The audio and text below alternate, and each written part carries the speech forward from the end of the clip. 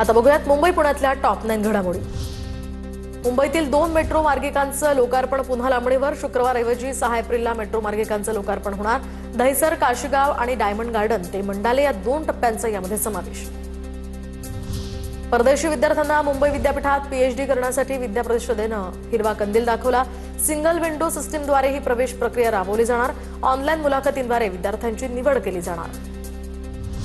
मध्य रेल्वेवरील वातानुकूलित लोकलला वाढती पसंती। मार्च महिन्यामध्ये 37 लाख प्रवाशांनी प्रवास केला। उन्हाळ्याच्या पार्श्वभूमीवर मागणीत झपाट्यानं वाढ। यातून मध्य रेल्वेला 12 कोटी 90 लाखांचा महसूल। कोकणात जाणाऱ्या 2 रेल्वे गाड्या रद्द। प्रवाशांची गैरसोय। तर सीएसएमटी मडगाव दरम्यान रेल्वे गाड्यांच्या 20 फेऱ्या चालवण्याचं नियोजन। 5 एप्रिल ते 7 जून या कालावधीमध्ये साप्ताहिक विशेष रेल्वे गाडी चालवण्यात येणार। पुणे महापालिकेच्या 4000 मिळकतींचे प्रॉपर्टी कार्डवर नावच नसल्याचा धक्कादायक प्रकार समोर। प्रशासनाच्या दुर्लक्षामुळे कोट्यवधींच्या मालमत्ता कायदेशीरदृष्ट्या बेवारस ठरत असून अतिक्रमणाचं सावट निर्माण। मालमत्तांकडे प्रशासनानं कमालीचं दुर्लक्ष केल्याचंही उघड।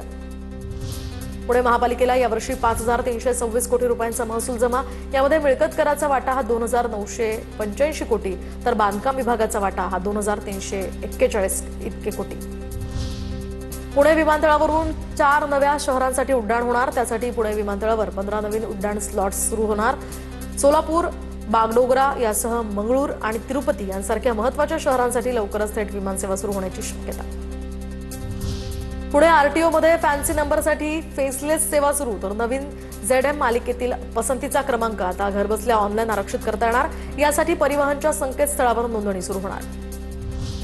पुणे जिल्ह्यातील दुर्गम भागामध्ये सुद्धा धावणार राजमाता जिजाऊ बस। राजमाता जिजाऊ शटल बस सेवेचा विस्तार करण्यासाठी पुणे एसटी विभागाकडून 250 बसेसची मागणी। दरम्यान पहिल्या टप्प्यात 100 बस एप्रिल अखेर येण्याची शक्यता।